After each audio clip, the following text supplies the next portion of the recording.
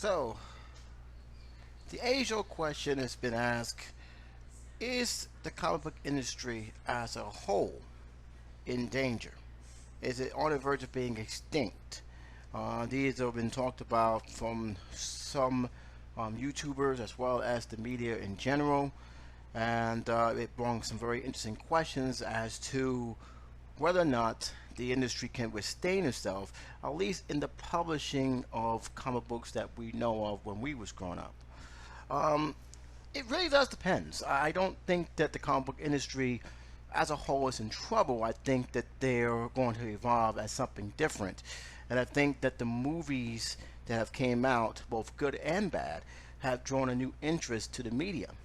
But as the comic book itself, that media has been in trouble and had been in trouble for years. There has nothing been anything new that has been explained already.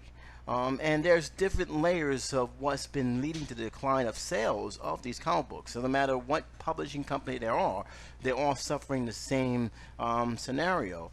And it really does come down to the fact is that a lot of people who used to watch comic books or read comic books over the years are not reading them. As simple as that. I mean, the reason is a lot of people ages, young people ages 9 to about 13 simply can't afford these comic books anymore. When I grew up in the 80s and 90s, comic books was relatively cheap. It was a cheap way of getting introduced to your favorite characters. I bought a plenty of Avengers books, as well as Spider-Man, and as well as Batman, but they were relatively cheap. My first vision of comic books was 60 cents. So I can get like a half a dozen comic books and read them and enjoy them. They were fun reads for me. Now, in this age, a comic book can come well to anywhere to $3.75 to even $4 or $5, depending on the price. In many ways, it's best to get the graphic novel of a particular series, because at least with the graphic novel, yeah, it's expensive, but at least it has the complete story, and you didn't have to break the bank to get that complete story. But in any case, the younger readers are not being introduced to these comic books as much as I was when I was growing up. To me, that was my gateway to actually reading. I read pretty much, despite my handicap, I still managed to read some of the stuff that the comic books have to offer. I read the continuing series of the New Fantastic Four. It was a very interesting read for me. We see Wolverine, the Incredible Hulk, Ghost Rider, and Spider-Man take over that mantle in that miniseries. It was interesting to hear the life and death of Superman throughout their whole entire, from the day Doomsday came to be all the way to now. So these were interesting reads. Now I can't get invested in it, or at least the younger children can't get invested in it, because number one, they don't have $4 to spend on one comic book, and even if they do, they don't have enough to get the other series. Keep in mind, some comic books go on an ongoing series, and sometimes it branch out to spin-off comic books to get the full story of one comic book. Like, say, for Superman, you may have to read the Man of Steel Superman to get a full idea of what's going on, or a full idea of what the Justice League. You have to read what will happen before that, and it can take up a lot of money. And this is something that young readers simply do not have, and that's really been the main problem with what I've seen about these comic books of late. They really aren't catered to the young readers anymore. Older readers, if they choose to spend a lot of money on these comic books, that's their discretion. All right, but unlike young readers, they can't work a job. A 5-year-old can't work a 9 to 5 job and don't have the resources they have. They're at the mercy of their parents, and I'm pretty sure the parents are not going to spend 5 comic books totaling almost $25 to $30. That's just not going to happen.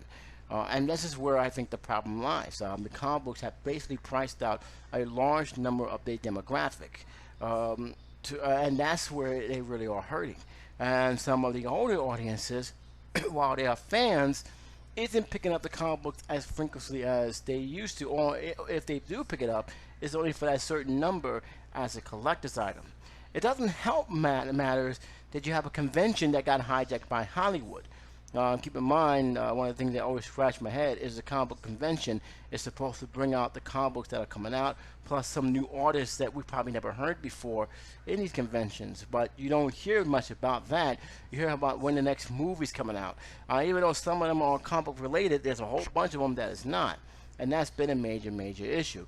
And this leads to a pretty much a decline in the retail sale of these books. Another thing that's also been having a problem, and it is mostly New York. I don't know how it is in other states, but I'm going by what it's in New York, and even in New Jersey. There isn't many comic book stores anymore. A lot of them has closed down, and those who are all surviving, they is not. How can I put it away? Is more for the collectors than those of the readers. Those who go to these places are looking for that next, big gem, and how much they're willing to shell out for that next big gem. There's a whole lot of issues, but to me, those are the main issue that I feel that is actually hurt the comic book industry more than anything else. Do I think they can recover? I think they can. But it really all depends on how they plan to go forward from here. I do believe that they have a lot of work to do. I do believe that there are some things that have to be done. Whether they can actually just do it digitally, that could be one of the issues. I know that a lot of the comic strips have abandoned the news media, the newspapers, and just went straight digital, which seemed to be the thing to go. I do see comic book industries doing that, but still, with that being said, they still need the demand of people buying their books. They still need that kind of presence of publishers, and I think the only way they can actually sustain themselves, in my opinion, is they can actually go back and reach out towards the younger demographic. Because the younger demographics, whether you like to believe it or not, one of the ones that actually bought these comic books a lot more than the adults have. To me, they shifted their focus more on the older readers, ages 20 and up, and have completely abandoned the younger readers that are pretty much 6 through 13. I think they need to reconsider getting it back, because again, it worked in both ways. I felt it was a cheaper way to get them to read, and I think it was a good option of them being introduced to these characters.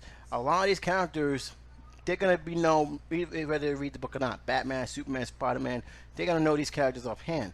But there's other characters that a lot of people may not have been familiar with. Do anybody really know who Power Girl is, or Captain Marvel, or any of the other comic book characters, for that matter? So I do believe they have to figure out a way to try and balance it out. I think that spending $4 for a comic book for a child perspective is just way too much, and I think they need to get back to that.